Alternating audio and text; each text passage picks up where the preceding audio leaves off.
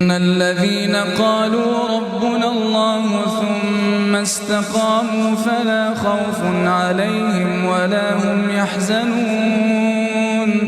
أولئك أصحاب الجنة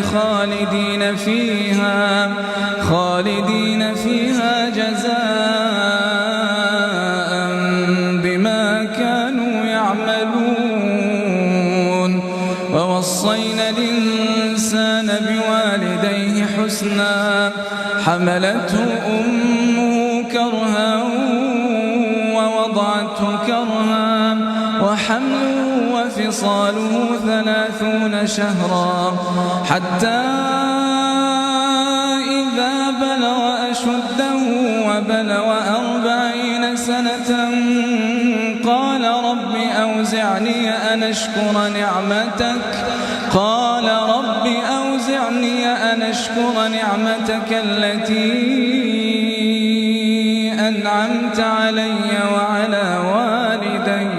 وأن أعمل صالحا ترضاه وأصلح لي في ذريتي إني تبت إليك وإني من المسلمين أولئك الذين يتقبل عنهم أحسن ما عملوا ويتجاوز عن سيئاتهم في أصحاب الجنة وعد الصدق الذي كانوا